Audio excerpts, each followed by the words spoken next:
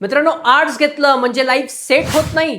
Arts म्हणजे फक्त average विद्यार्थ्यांसाठी आहे. आर्ट्समध्ये अजिबात स्कोप नाहीये. जर तुम्ही पण असं ऐकलं असेल तर हा व्हिडिओ शेवटपर्यंत बघा, कारण आज मी तुम्हाला सांगणार आहे आर्ट्स या फील्ड बद्दलचं खरं ट्रूथ, जे 90% विद्यार्थ्यांना माहितीच नाहीये. नमस्कार मित्रांनो, स्वागत आहे तुमचं सायन्सवाला दादा या आपल्या युट्यूब चॅनलवरती. मित्रांनो, नुकत्याच तुमच्या 10वीच्या बोर्ड एक्झाम झालेल्या आहेत. आय होप सो तुम्ही मस्त एन्जॉय करत असणार आहात, आपल्या मित्रांसोबत टाइम स्पेंड करणार आहात.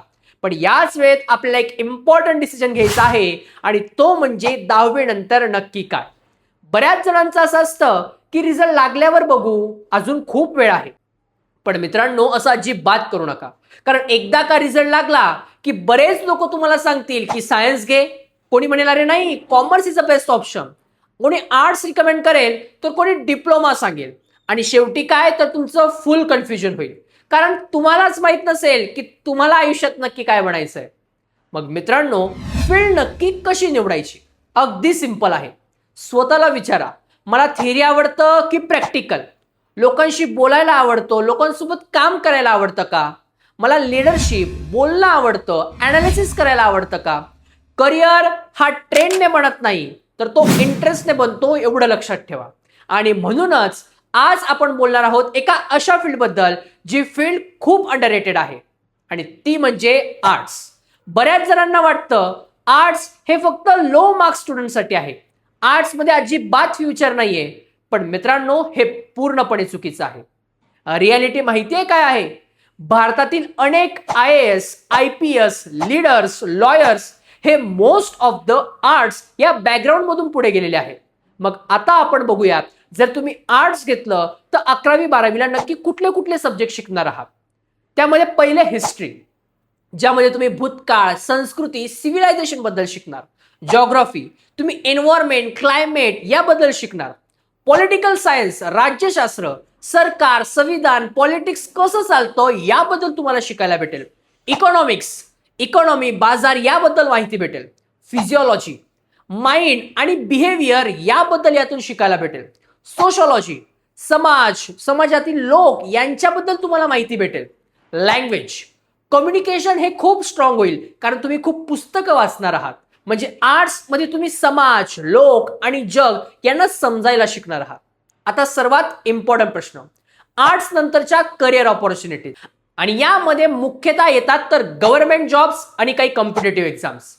आर्ट्स स्टुडंटसाठी खूप पॉवर फील्ड आहे, ती म्हणजे UPSC, union public service commission, IAS, Indian administrative services, IPS, Indian police services, IFS, Indian forest services, collector, SP, ambassador, ह्या सर्व गोष्टी तुम्ही बनू शकता.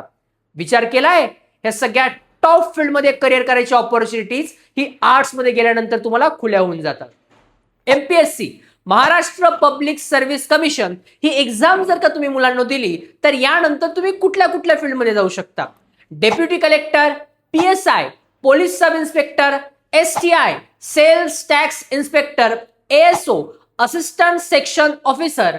महाराष्ट्रातील काही टॉप सरकारी पदावरती जर का तुम्हाला काम करायचं असेल तर ही एक्झाम तुम्हाला द्यावा लागेल. पोलीस फील्ड, तुम्हाला डायरेक्ट पोलीस भरती करायची असेल. बऱ्याच मुलांना 10वी नंतर वाटतं की दादा आम्हाला एकदा का 12वी झाली ना की पोलीस व्हायचं आहे, मग यामध्ये कुठला रोडमॅप फॉलो करावा लागेल? तर बघा, 12वी नंतर पोलीस कॉन्स्टेबल भरती ही सुरू होते. ग्रॅज्युएशन नंतर PSI, MPSC मार्फत तुम्ही देऊ शकता. UPSC मधून तुम्ही IPS ऑफिसर होऊ शकता. म्हणजे आर्ट्स मधून तुम्ही थेट पोलीस ऑफिसर बनू शकता. मग त्यानंतर काही डिफेन्स मध्ये सुद्धा काही करिअर ऑपॉर्च्युनिटीज तुम्ही करू शकता. NDA, national defence academy, CDS, combined defence services, यामध्ये तुम्ही आर्मी, नेव्ही, एअर ऑफिसर्स या पदांवरती काम करायची संधी तुम्हाला मिळणार आहे. काही अदर एक्झाम्स आहेत का? एक one of the important exams यामध्ये येते SSC, स्टाफ सिलेक्शन कमिशन.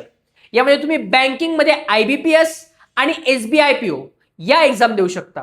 त्याचबरोबर रेल्वेमध्ये तुम्ही RRB यामध्ये जाऊ शकता. सायन्स घेऊन इंजिनियर हजार बनतात रे, पण आर्ट्समध्ये लाखोंमध्ये काहीच मुलं कलेक्टर, IPS ऑफिसर बनतात.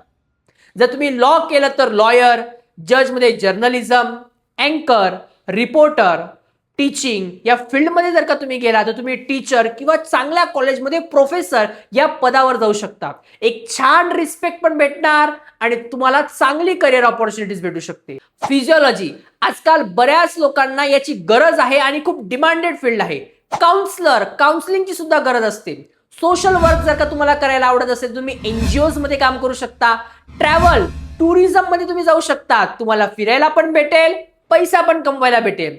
जर तुम्हाला क्रिएटिव्ह माइंड असेल तुमचा तर तुम्ही डिझायनर, रायटर फील्डमध्ये जाऊ शकता. आयटी फील्डमध्ये जर का काम करायचं असेल तर HR या फील्डमध्ये तुम्ही काम करू शकता. इव्हेंट मॅनेजर, अशा बऱ्याच करिअर ऑप्शन्स आहेत. मग इतकं असून सुद्धा स्टुडंट आर्ट्स का घेत नाही? सोसायटीचं प्रेशर असतं. आर्ट्स हे वीक स्टुडंटसाठी आहे, हा एक माइंडसेट आपल्या मनात तयार करून दिला जातो. प्रॉपर गायडन्स मुलांना भेटत नाही आणि हेच खरं ट्रूथ आहे. सायन्स इज इक्वल टू फ्युचरची गॅरंटी असं अजिबात नाहीये. त्याचबरोबर arts is equal to failure असं देखील नाहीये. बऱ्याच ऑपॉर्च्युनिटीज आर्ट्स मध्ये देखील आहे. मित्रांनो, एक हॉनेस्ट पॉइंट सांगतो. आर्ट्स मध्ये फ्लेक्झिबिलिटी कमी असते. जसे की सायन्स मध्ये तुम्हाला फील्ड चेंज करता येते, तुमची स्ट्रीम बदलता येते, तसं आर्ट्स मध्ये होत नाही. त्यामुळे डिसिजन घेताना तुमचा इंटरेस्ट क्लिअर असणं हे खूप इम्पॉर्टंट आहे. आर्ट्स ही लास्ट ऑप्शन म्हणून नाही तर एक पॉवरफुल करिअर फील्ड आहे असं म्हणून चूज करा. जर तुम्हाला लिडरशिप, सोसायटी, थिंकिंग करायला आवडत असेल तर आर्ट्स ही परफेक्ट फील्ड आहे तुमच्यासाठी. आर्ट्स म्हणजे फक्त थेअरी नाही. आर्ट्स म्हणजे पॉवर, पोझिशन आणि रिस्पेक्ट. अजूनही कन्फ्युजन होत असेल तर कमेंट करा. इंस्टाग्रामला पर्सनली मेसेज करा. सायन्सवाला दादा या आपल्या इंस्टाग्राम पेजवरती ज्यावेळेस तुम्ही मेसेज करणार तुम्हाला पूर्णपणे फ्री ऑफ कॉस्ट गायडन्स केलं जाईल. असेच नवनवीन व्हिडिओ जर का तुम्हाला हवे असतील तर कमेंट करा आणि सायन्सवाला दादा या आपल्या YouTube चॅनल सबस्क्राईब करून ठेवा. Thank you so much.